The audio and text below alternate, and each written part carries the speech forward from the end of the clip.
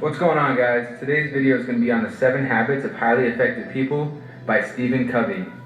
Now, this book has touched millions of people's lives. It's one of, if not the most well-known success books out there.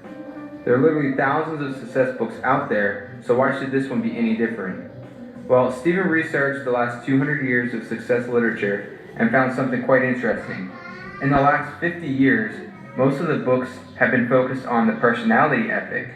Things like public image, how you dress, how you perform in social interactions, positive mental attitude, skills and techniques to get people to behave in certain ways.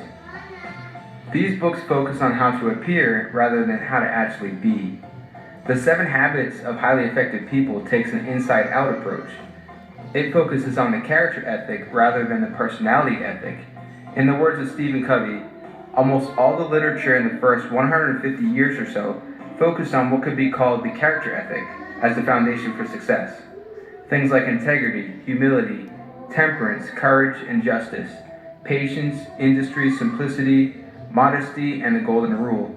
The character ethic taught that there are basic principles of effective living, and that people can only experience true success and enduring happiness as they learn and integrate these principles into their basic character. Greatness starts from the inside out. Of course, there is a place for personality ethic, but character forms the foundation. Personality ethics need to be rooted in character.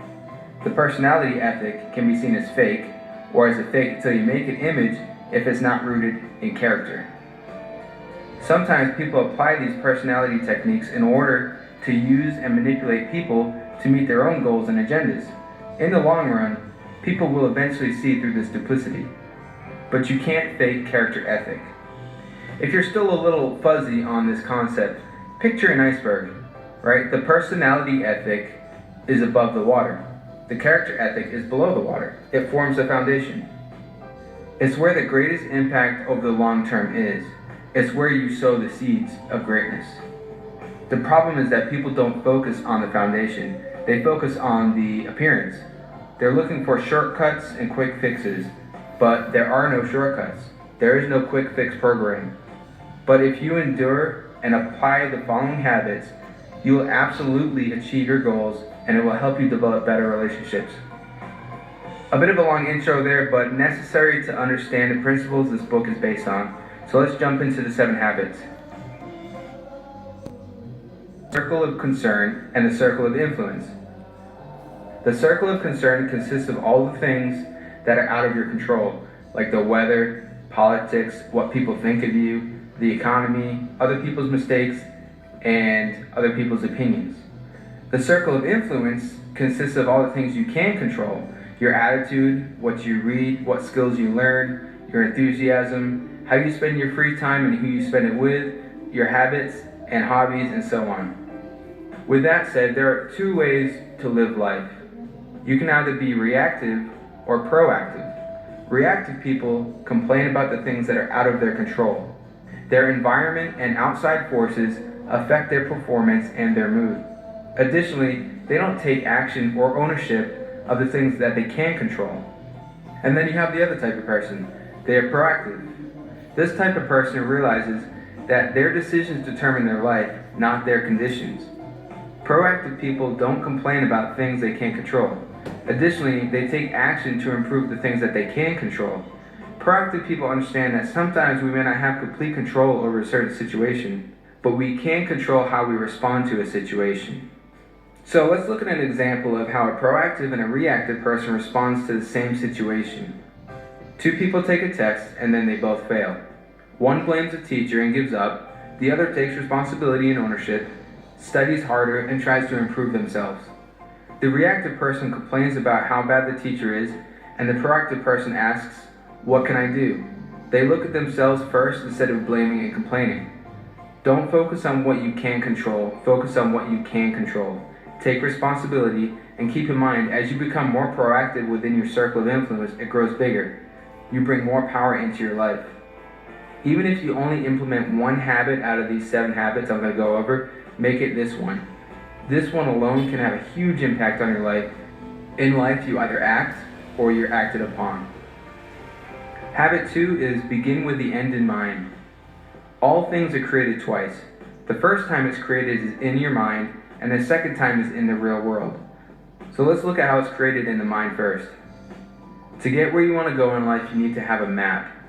You need to determine your life goals, your destination, and you also need a plan on how to get there.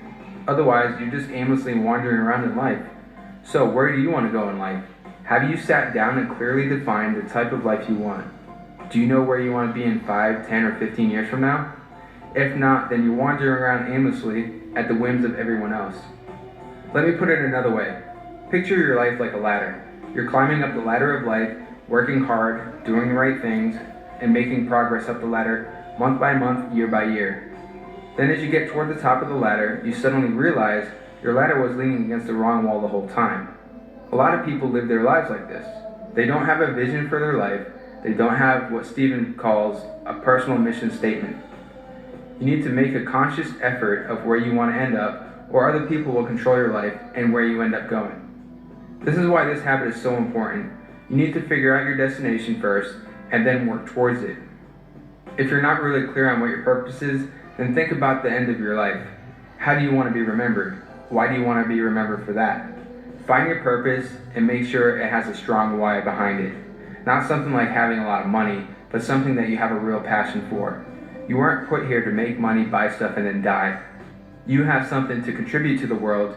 You can add value. So find out what that is. Instead of asking what life has to offer you, ask what you can offer life.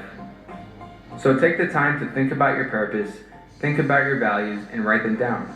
Your personal mission statement can be as simple as Will Smith's, which is, I want the world to be better because I was here. Very simple, and what you do is you keep this mission statement at the forefront of your mind, and whenever you make a decision, you see if it's in alignment with that mission statement. This will keep you on track. Go crazy, create your ideal life and your legacy. It can be whatever you want. Dream big and don't hold yourself back. Most of the time, the thing that holds us back is ourselves, so don't let self-doubt get in the way. Realize that anything is possible, so define how you want your life to be right now. Don't let the past or anything else hold you back. You write the script to your life, no one else. You are the programmer. Alright, habit 3 is to put first things first. If habit 2 says you're the programmer, then habit 3 is write the program. This is the second creation. As you learn in habit 2, all things are created twice. First in the mind, and then in reality. Habit 3, putting first things first, is where you take the steps and actions required to make your vision a reality. This is where we begin examining our daily routines and habits. Ask yourself, what's the most important thing for you in this moment? It's probably your significant other, finishing school, improving your health, or your family, right? It's not checking Facebook or Instagram. So why do we spend so much time doing these useless things, right? We need to get into the habit of putting first things first. Taking the time to focus on what really matters and focusing our efforts on what's going to get us to where we want to be in life. Really start questioning the scripts and the habits in your life. We've all fallen into the vicious cycle of waking up late, eating poorly, leaving late for work, rushing through traffic in a state of stress, being unorganized at work and being pulled in 1,000 different directions, and then getting home, eating fast food because you're tired, and then falling asleep late because you watched some new TV show. And then you wake up late the next day to do it all over again. This is the perfect example of not putting first things first. We could all use a little help in the time management department, right? And we all have a lot to do. So how do we manage time effectively? Usually we all write things down on a giant to-do list, and we tend to go in order from top to bottom with no real priorities. This is not the way. Or you schedule things on a calendar, which is a decent practice, but with one interruption, our whole game can be thrown off. You could also try daily planning based on priorities, but again, one interruption or emergency can mess it all up. Most of us fall into this time management scheme. But Stephen developed a cool quad chart for this, and you need to categorize items in the following. Quadrant 1 is urgent and important. This is putting out fires, emergencies, and kind of the reactive mindset. Quadrant 2 is not urgent and important. These are things like your health, exercising, spending time with your family, relationships. We need to put more focus here. These are often neglected activities, and this is where success and balance and growth are found. Quadrant 3 activities are not important and urgent, So most of us spend our time here, right? Interruptions, some meetings, some phone calls, and other people's emergencies. And then quadrant 4 are not important and not urgent. These are a waste of time, busy work, some emails, some phone calls, and so on. Do you remember the example above of the reactive and unorganized person? Now let's look at an example of someone who puts first things first. Joe wakes up early, exercises for 30 minutes, eats a healthy breakfast, leaves early for work, and has a nice, smooth, and joyful ride. Then Joe works on the important and not urgent things in quad 2, and he works on emergencies if needed, and then he delegates quadrant 3 activities and rejects quadrant 4 tasks. Joe takes a nice relaxing lunch and thinks about the rest of his day and plans his night. At the end of the workday, he closes out tasks and plans things for the next day. He gets home and prepares a healthy meal, and then maybe reads before bed. He seems to have more time to think and reflect about his life, and he makes plans on where he wants to end up and who he wants to be. Basically, what we did in habit 2, begin with the end in mind. I mean, if you look at these two different examples, it's a huge difference, right? You know, no one on their deathbed wishes they spent more time at work or checked their Facebook more often, right? So again, focus on what's important to you and make it a priority. Commit yourself to it. Now the first 3 habits, be proactive, begin with the end in mind, and put first things first, are about moving you from being dependent to being independent. They're about self-mastery. They help you become more effective as an individual by developing inner strength, character, purpose, and values. The next 3 habits, which I'll cover in the next video, move you from being independent to being interdependent. Interdependence is the highest level of what Stephen Covey calls the maturity continuum. The maturity continuum consists of 3 levels: dependence, independence, and interdependence. Dependence is like the relationship between a child and a mother, or even sometimes between a boss and an employee, if the employee lacks their own inner strength, values, and purpose. It's the attitude of you. To move from dependence to independence, you have to nail those first 3 habits. Be proactive, begin with the end in mind, and put first things first. This is the attitude of I. Most people think independence is where it's at, right? They think this is the highest level, but in fact, interdependence is the highest level.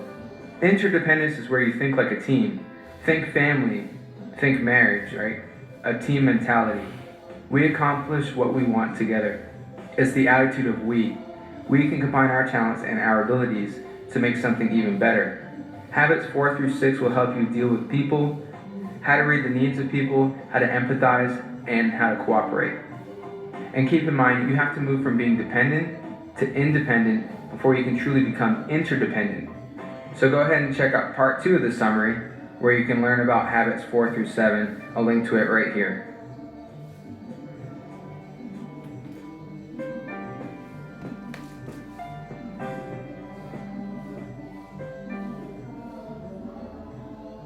Which are deciding to be proactive within your circle of influence, knowing where you want to be in life, figuring out how to get there and working towards it, and focusing on the important things first to get there. This is how you become more effective as an individual. And the next 3 habits are about being effective as a team. Habit number 4 really is about thinking win-win and having that mentality. Imagine buying something expensive from a friend. There are different ways this can go down. You could pay too much for the item and feel betrayed by the friend. You could pay too little for the item and your friend feels betrayed by you. Or you both can argue your points and compromise on a price you both feel wronged with. Or you can both bicker at each other while attacking each other's thoughts, and no transaction takes place. This concept wants to focus on an alternative to all those possibilities, the win-win or no deal mentality. This is where you and your friend agree that if you can't agree on a price that's mutually beneficial, you both agree that you'd rather walk away without a deal. That way neither of you feel like you lost. There are certain requirements to have this mentality though. The first requirement is that you have to have integrity. If there's no integrity, others may see your sincerity as superficial. No one will trust you. No one will trust that you have win-win in mind. You have to have maturity. The maturity has to consist of consideration and courage. Consideration that you want to work for a win for your friend, and the courage to work for a win for yourself at the same time. It's not necessarily easy having the ability to have consideration towards what another person has an interest in. Or even if you have too much consideration, it's not easy to have the courage to work for a win for yourself. Consideration and courage are essential to have the maturity to be able to have the legitimate perspective of win-win or no deal. And the third requirement you need to have is the abundance mentality. Many people think that in order for me to win, someone else has to lose. Well, the abundance mentality is that there is plenty out there for everyone. Someone doesn't have to lose just for me to win. And with this habit, you have to authentically approach a situation. You have to develop the win-win or no deal mentality. You have to authentically think it. And those are the requirements. You have to have the integrity. You have to have the maturity for consideration and courage for both of the parties to receive a win. And you have to have that abundance mentality. Just because I want to win doesn't mean someone else has to lose. There's plenty of wins out there for everyone. And that's the fourth habit. Think win-win. Imagine going to the eye doctor, and when you walk into their office, they just take the glasses off their face and hand you their glasses, saying, hey, these should work. They work for me. That scenario seems absurd, and I doubt any of us have experienced that. But if you think about it, we do it all the time. We prescribe advice before we even diagnose someone else's problem, whether it be from a parent to a child, from a friend to a friend. We give advice before actually understanding what the other person's problem is. And that's this concept, is seek first to understand, then to be understood. And when we talk about seeking first to understand, we can't assume that we understand because we've experienced it ourselves before. Saying, I'm sick of work, and you respond, I feel that way too, but we have to work to pay the bills. Well, I know that, but my job absolutely sucks, honey. No matter what job we get, we're going to end up not liking it. Well, what happens in that scenario is you're now sitting on opposite sides of the table and bantering with one another instead of understanding the other person and looking at the problem together. There are different levels of listening. The first level of listening is ignoring, which is not listening at all. The second level is pretending, and then there's selective listening, which is listening to certain parts of what's being said. There's active and reflective listening, which are skills used to mimic what was said or to listen to something autobiographically. And I'd like you to think about that for a minute, because when we think we're being very effective listeners, what we're actually doing is hearing what someone's saying and then comparing it to our own lives. We're using ourselves as a frame of reference. Well, there's an even more sophisticated level of listening, and that's empathic listening. This is listening with the intent to understand intellectually and emotionally. And just like anything else, there are developmental stages of empathic listening. And there are 4 of them. Imagine your partner told you, I've had it with work. Well, in stage 1 of empathic listening, which is the most immature stage, what you'd be taught to do is to mimic the content. So if your partner said, I've had it with work, you'd reply, you've had it with work. And in a more developed stage, stage 2 of empathic listening, if your partner said, I've had it with work, you would attempt to rephrase the content. You're sick of work. And in the third stage of development of empathic listening, your partner might say, I've had it with work, and you reflect the feeling that they're saying. You're feeling upset. And the most effective, most developed stage of empathic listening is to rephrase the content and reflect the feeling. This is a combination of stage 2 and 3 of development. If your partner said, I've had it with work, you would reply, you're feeling upset about work. And then you take this strategy of rephrasing the content and reflected the feeling throughout the conversation. It's used during conversations to truly understand the content and feelings of the other person's messages. If you carry these concepts through an entire conversation, you will be able to explain to the other person what their point of view is better than they could even understand it. It's at this point that we're both sitting on the same side of the table and looking at the problem together. And then we can try to come up with solutions. Only when we understand first, only when we truly understand someone's opinion, someone's viewpoint, and don't frame it on our own point of reference, only then would we be able to attempt to be understood. The time to be understood is when the conversation leads to logic and advice is requested. It's when your partner asks you, do you think I should be looking for another job? That is logic. That is when you can provide your input. That is when you can attempt to be understood. But as soon as it goes back to an emotional response of, I'm just so sick of the place, well, that's when we start using that empathic listening again. That's when we rephrase the content and reflect the feeling again until logic is brought back into the conversation. And that's the fifth habit, is to seek first to understand, then to be understood. When someone says the word synergy, there's so much cliche brought behind that word. Synergy is always something that people now think of as smoke and mirrors, as some kind of magic key word that just causes CEOs to throw money at a consultant. Well, habit 6 is synergize. Synergy does exist, and synergy is explained very well in this chapter. I want you to imagine yourself in a group setting trying to solve a problem. I'll assume that you all were sitting around a table and you were all working towards solving a specific problem within your company, within your church, within your organization. As you all began to dissect the problem, I'm sure there was discussion on certain people's opinions on what you should do to solve it. Those opinions were probably picked apart, character was probably attacked, past ideas were probably brought up, fights occurred, name-calling happened, and the group probably felt worse off than before trying to solve this problem in a group setting. In order to hold an effective environment for synergy, there has to be authentic use of habits 4 and 5. Everyone at the table has to really understand the win-win or no-deal mentality. Everyone really has to seek first to understand, then to be understood. It's understanding that others will have different perspectives and different opinions than what you might have. And then that's valuable. Synergy is achieved when you value the difference everyone brings to the table and you work towards that third alternative together. The President of the United States doesn't bring a bunch of people that have the same opinion as he or she to a table. They bring the subject matter experts of every field that's involved in whatever problem they're trying to solve. The President and the President's cabinet value the differences, the different perspectives and the differences in opinions that everyone is going to have to try to resolve this issue. They all value that, and they understand that they need each other in order to have that third alternative that's effective. And that's the 6th habit, synergy.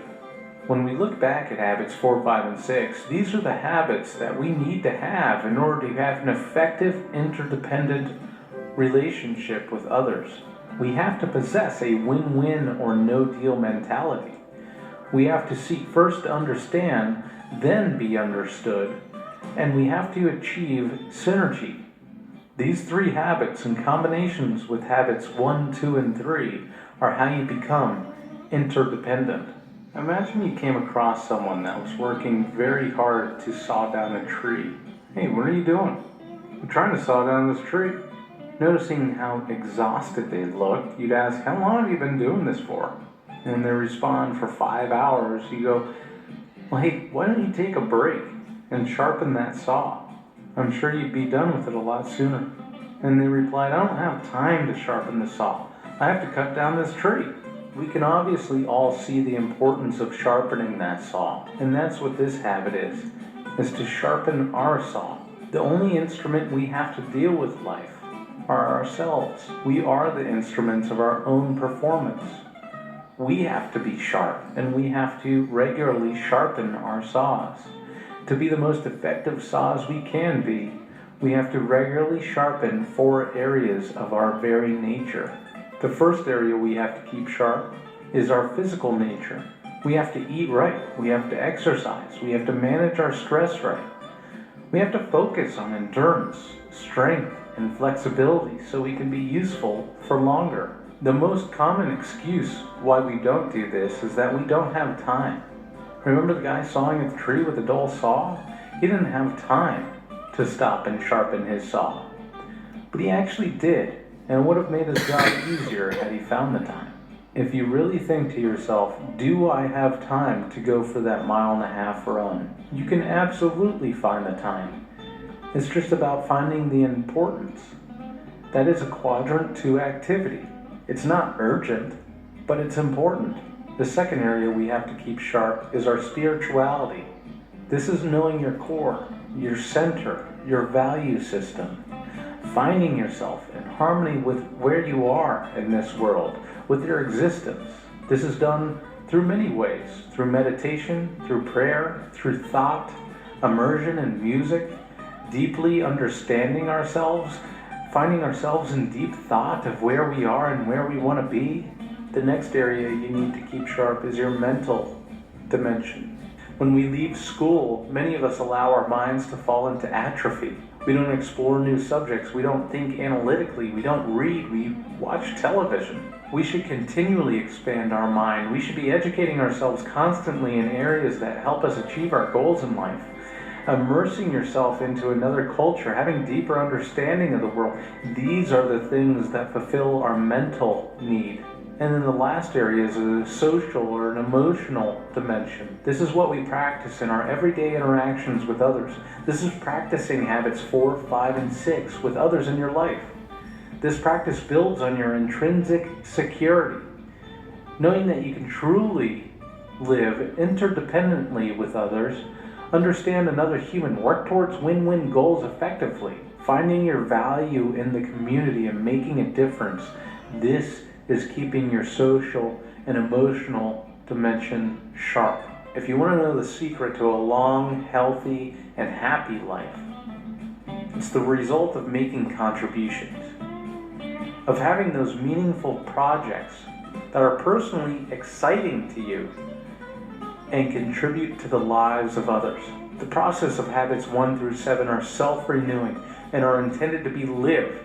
And once we learn, commit, do them, we should be learning, committing, and doing them again. This constantly builds on the effectiveness of our past selves. And that's the 7th and final habit, is to sharpen the saw. There's a reason this book, The 7 Habits of Highly Effective People, is consistently ranked in the top 100 books out of the hundreds of thousands of published books out there. If applied correctly, it's going to change your efficiency forever. Reading this book is the start of many success stories, and you can get your copy by clicking the link. If you like this video and you want to see other life-changing concepts, be sure to subscribe.